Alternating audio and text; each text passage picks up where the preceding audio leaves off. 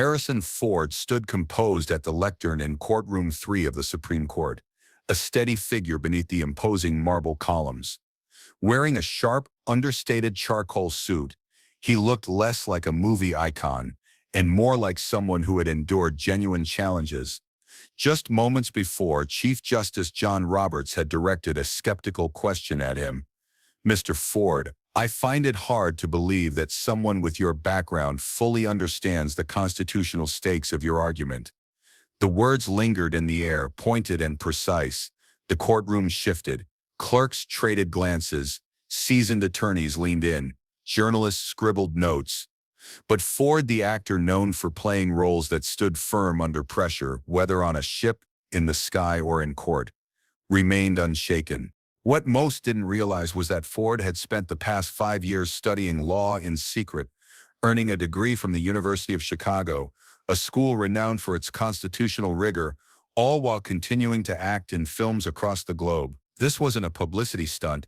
It was the result of serious, dedicated work. Now standing before the nation's highest court, Ford was prepared to present an argument he had spent years developing. Chief Justice Roberts, confident in his own background, Harvard Law, former Supreme Court clerk, and nearly 2 decades on the bench, believed he could dismantle the actor's case. But Ford, grounded in originalist principles and equipped with a detailed legal framework, was about to deliver something unexpected, a powerful oral argument that could leave a lasting mark on constitutional law. This wasn't just another headline-making hearing. It was a test of substance over perception, where a surprising advocate might redefine how Americans think about the Fifth Amendment. Before we dive into the heart of this remarkable case, make sure to like this video and subscribe so you don't miss stories where intelligence, perseverance, and timing come together. Tension had been building ever since Ford's name appeared on the docket 3 months prior, following his submission of an amicus brief in Henderson Department of Justice, a civil forfeiture case with serious implications for communities of color. Initial reactions were dismissive. Many in the legal field wrote it off as another case of celebrity advocacy. After all, what did Indiana Jones know about constitutional law? But what they didn't see were the long, quiet years of study. No press, no interviews, just intense commitment and a drive to understand the law in full. Chief Justice Roberts, at 67, had a distinguished record. Harvard Law Review, clerk to Rehnquist, service in the Solicitor General's office, and 16 years leading the court. He was known for dismantling weak arguments with precise questioning, often catching newer attorneys off guard. So when Ford was granted an uncommon 10-minute slot to speak in support of the petitioner, the legal community buzzed with criticism. Some called it a media stunt. But those who had read Ford's 40-page brief knew better. His argument, based on a historical interpretation of the Fifth Amendment's takings clause, was not only thorough, it directly challenged decades of precedent with care and clarity. "I can't believe they're letting him argue just because he's famous," the corporate litigator muttered in the gallery. "This isn't Hollywood. You can't charm your way through the Supreme Court." But this case was no fiction.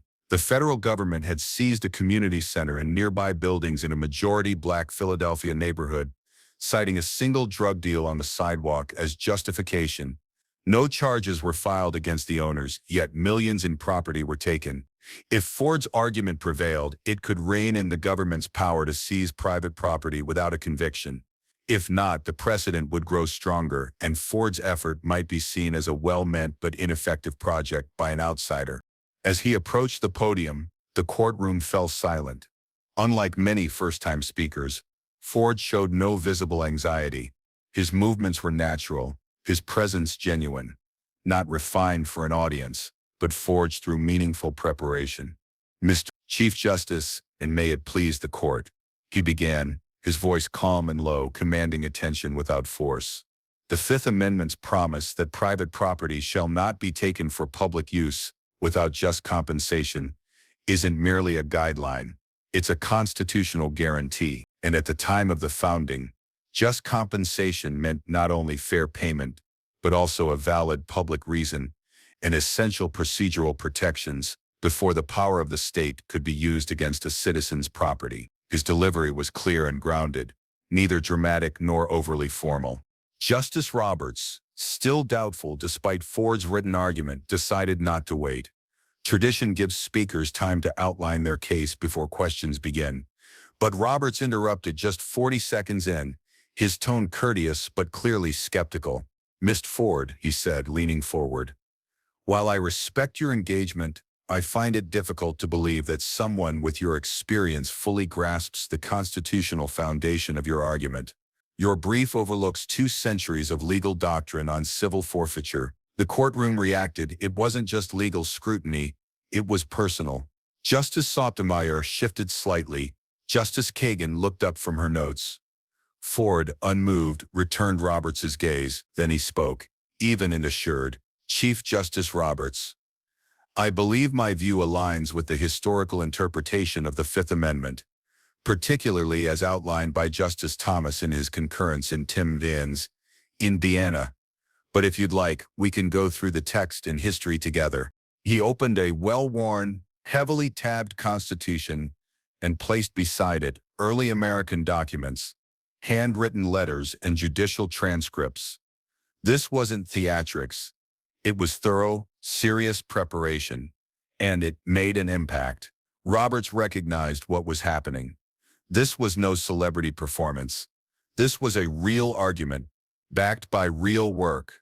What followed marked the beginning of a debate that would challenge assumptions across the legal world and beyond. Roberts refocused. "Mr. Ford, your brief argues that civil forfeiture at the founding was limited to admiralty and customs cases, situations where the owner couldn't be brought before the court. But you fail to address the Palmera 1827, where this court upheld broader forfeiture powers. It was a common trap. The Palmera is frequently cited in defense of civil forfeiture. Even veteran lawyers often miss its nuances." Ford responded without pause. "With respect, Chief Justice, I do address the Palmera in detail," he said, flipping to page 23 of his brief, never glancing down. Justice Story's opinion permitted forfeiture without a conviction. Yes, but only in a specific maritime context, piracy. As he noted, the vessel which commits the aggression is treated as the offender. That approach made sense when dealing with ships whose owners might be unreachable. Ford leaned in slightly, not to argue, but to clarify. But Justice Story never implied this should become the general rule, especially not when seizing buildings from property owners fully under court jurisdiction.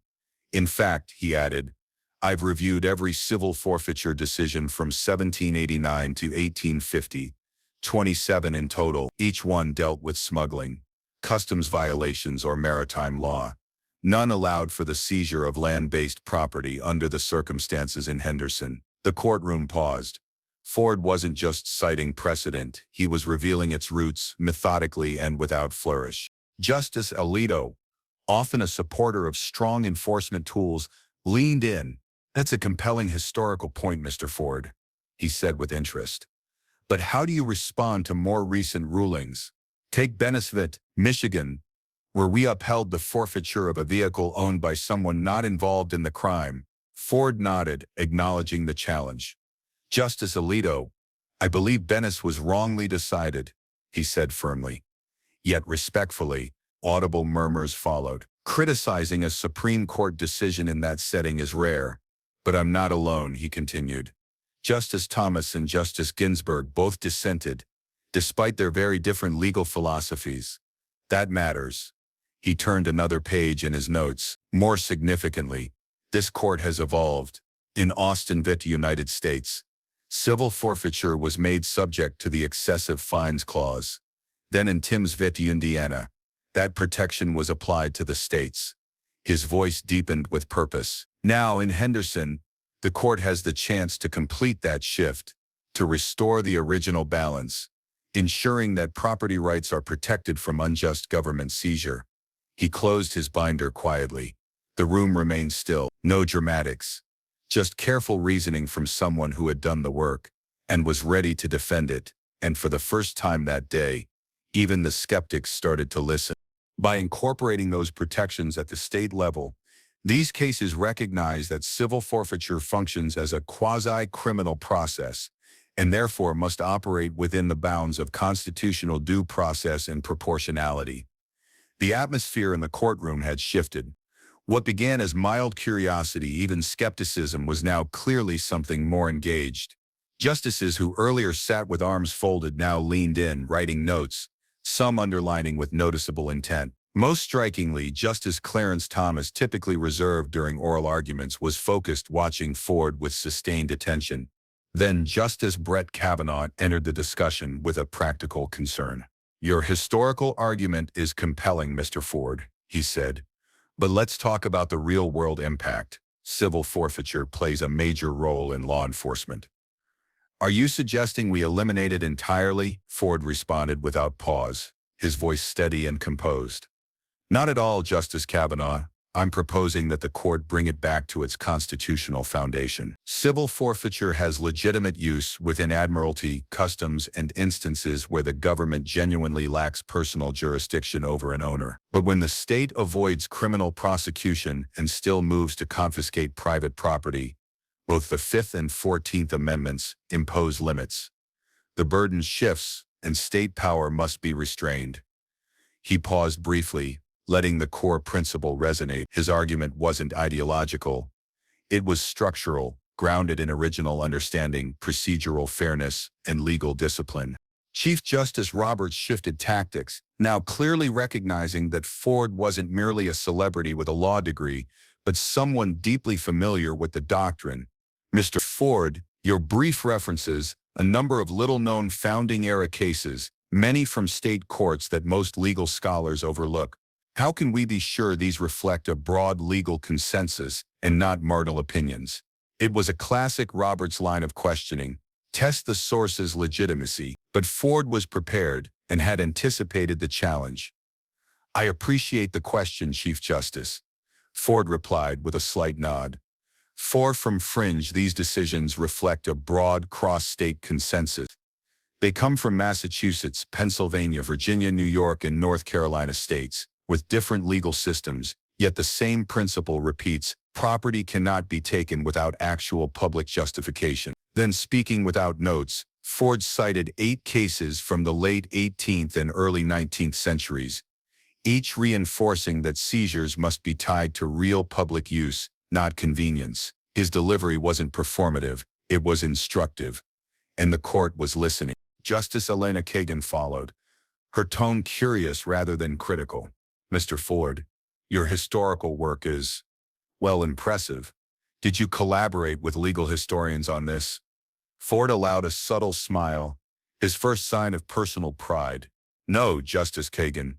While I drew on the writings of several leading scholars, the core research, identifying those cases, analyzing transcripts, examining legal context, I conducted myself during my coursework at the University of Chicago and in the years since." A quiet ripple moved through the gallery. For many in the room, it was the moment they realized this wasn't a scripted media appearance. It was the result of years of study and serious intent. Roberts adjusted in his seat, and while he didn't apologize, the sharp tone from earlier now hung in the air as a silent miscalculation. Justice Sonia Sotomayor picked up the thread. "Mr. Ford, let's return to the specifics of Henderson. How does your framework apply to the seizure of that community center?" Ford turned to face her, not aggressively but with the respect of someone speaking to a fellow public servant. "Justice Sotomayor, under the framework I've outlined, the seizure in Henderson fails on multiple grounds. First, the alleged offense, a drug transaction, took place on public property, not on or within the building itself, so the connection to the seized property is weak at best. Second, the government hasn't shown the owners were aware of, let alone involved in, any wrongdoing. Third, the scale of the taking, millions in real estate, is grossly out of proportion to any identified harm." He paused, then delivered his strongest point: "And at its core, this seizure violates the public use requirement of the Fifth Amendment. Redirecting property into general revenue accounts, without linking it to a specific public project or remedial purpose, fails that standard. The takings clause wasn't drafted to balance state budgets." That statement landed heavily. The courtroom understood this wasn't just a well-crafted argument.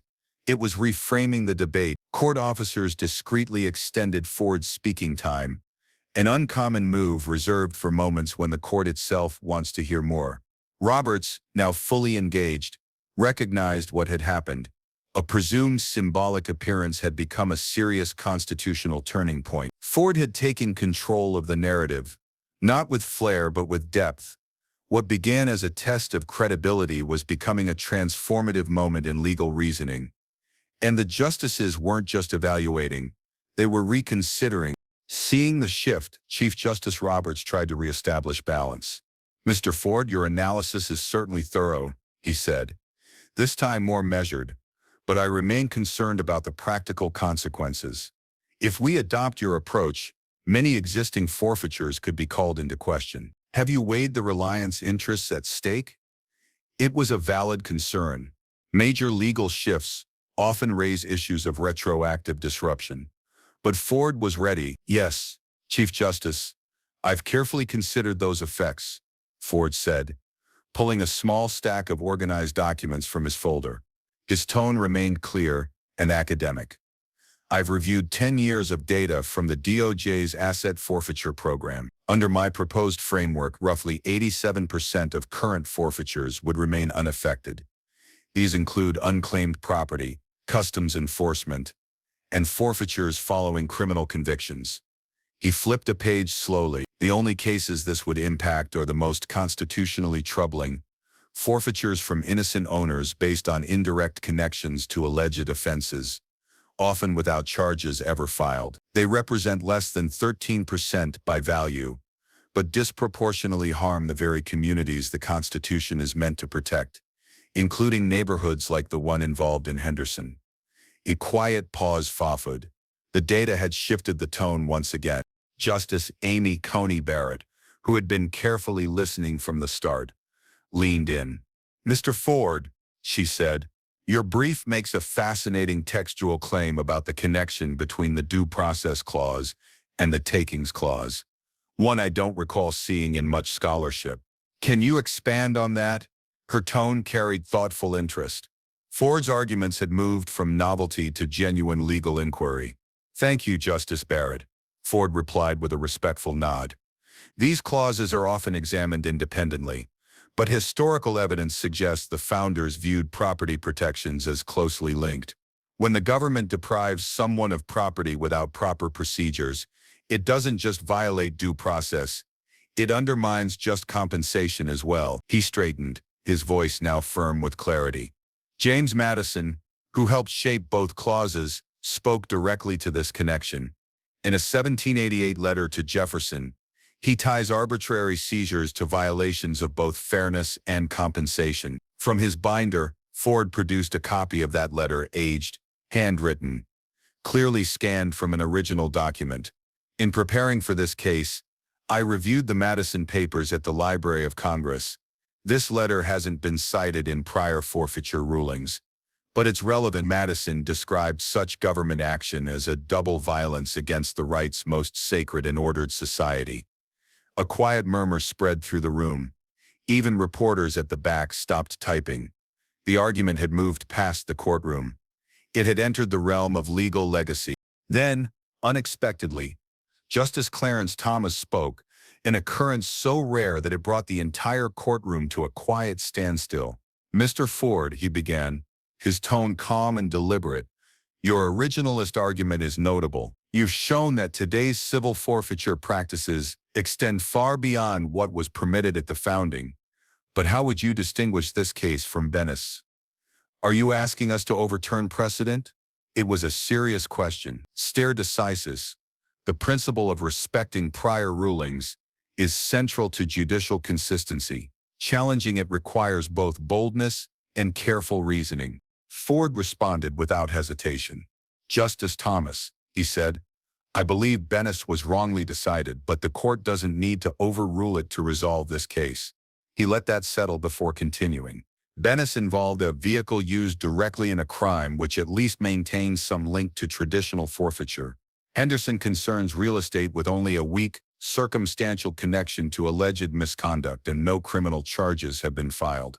After a short pause, he concluded, "The court can distinguish these cases on that basis. while clarifying that future forfeiture actions must align with both constitutional principles and historical precedent. This approach preserves past rulings where feasible, while re-establishing necessary constitutional boundaries.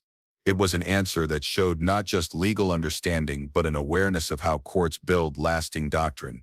Chief Justice Roberts, now clearly engaged, leaned forward once again. "Mr. Ford," he said, with a tone that now held reluctant respect, "if the court were to adopt your framework, what specific test would you propose for assessing civil forfeiture cases going forward?" This type of question isn't usually posed to newcomers. It signaled a shift from scrutiny to serious consideration. Ford had moved from outsider to meaningful participant. And with the justices watching, he prepared to answer not as a performer, but as a legal advocate, ready to shape constitutional interpretation. Ford responded confidently. "Chief Justice," he said, measured and calm, "I recommend a three-part test grounded in the original meaning of the Fifth Amendment and supported by this court's rulings in Austin and Teams, raising three fingers not for effect but for clarity," he explained. "First, the government must show a clear and substantial link between the property and actual criminal conduct, not a symbolic or speculative association. Second, when the owner is within the court's jurisdiction, the state must secure a criminal conviction or prove with clear and convincing evidence that the owner knowingly allowed the illegal use. Third, any forfeiture must meet the public use requirement of the Constitution. It must address a defined harm, not merely generate revenue." He paused, letting the structure speak for itself. This framework respects the text of the Constitution, fits with historical practice, and protects the homes, businesses, and community spaces of innocent individuals from one of the most powerful tools the state possesses: the ability to take private property. As Ford's allotted time ran out, Roberts didn't cut him off. There was no procedural cue, just a moment of reflection. Several justices continued jotting down notes. Others leaned back, processing the points they had just heard. Eventually, Roberts spoke, his earlier skepticism replaced with sincerity. "Thank you, Mr. Ford. Your presentation has been exceptionally informative." It was more than polite acknowledgement. It was earned respect. Ford returned to his seat. The government's attorney rose to speak, but the momentum had clearly shifted. This hearing was no longer just about policy. It was now a response to a constitutional argument that had moved minds on both sides of the bench. Beyond the courtroom, news of the argument spread quickly. Law professors began assigning the transcript in their courses. Legal scholars, regardless of ideology, praised the clarity and depth of the constitutional reasoning. Veteran Supreme Court commentators admitted they hadn't seen anything quite like it. A CNN legal correspondent summed it up simply: "Harrison Ford didn't just present an argument. He reshaped how we think about who belongs in that room." Online clips of Ford referencing 18th century letters from memory circulated widely. Hashtags like Gen Professor Ford and Gen Indiana Jones JD trended for days. What began as a curiosity became a defining legal and cultural moment. Several weeks later, the Supreme Court released its opinion in Henderson v. Department of Justice. In a 7-2 decision, the court sided with the petitioners, adopting nearly all elements of Ford's proposed framework. Chief Justice Roberts authored the majority opinion, a noteworthy move many saw as a quiet recognition of his earlier misjudgment. The Constitution does not allow the state to confiscate private property from innocent owners based on weak or indirect associations with alleged criminal activity, Roberts wrote. "Our decision reinforces that property rights deserve the same constitutional protections as any other right, fair, rigorous, and restrained." In a rare development, the court's opinion referenced Ford's oral argument directly in 4 places. One footnote praised the amicus brief for exceptional historical research and constitutional clarity. Justice Thomas, in his concurrence, urged a complete reevaluation of modern forfeiture doctrine. Justice Sotomayor highlighted the decision's importance for communities disproportionately affected by aggressive seizure practices. Citing Ford's empirical data, the ruling had immediate impact. Several states amended their forfeiture laws. Millions in assets were returned, and law enforcement shifted focus back to securing convictions over asset seizures. As for Ford, something unexpected unfolded. He continued working in film, but also launched the Ford Justice Initiative, a nonprofit offering legal aid to communities impacted by unjust forfeiture practices. Law schools invited him to guest lecture. His name began appearing in casebooks, not as a reference to a film role, but as part of a landmark constitutional ruling. 6 months later, Ford and Chief Justice Roberts appeared together at a Georgetown law event.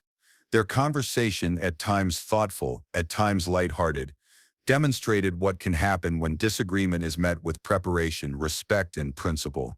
Roberts put it clearly. Mr. Ford reminded me of something vital. Never confuse fame with ability and never underestimate where thoughtful insight can come from. Ford's response was simple. The law doesn't care about status, it cares about what you can prove. That's what makes it worth believing in. The exchange became a teaching moment shared in law school orientations, civics classes, and public forums. The story of how Harrison Ford, actor, pilot, and lifelong learner, stood before the highest court and helped shape a constitutional standard wasn't just about one man. It became a broader reflection on what's possible when experience, preparation, and principle come together. Not just a strong legal argument, but a reminder of what the legal system can still represent when justice listens with an open mind.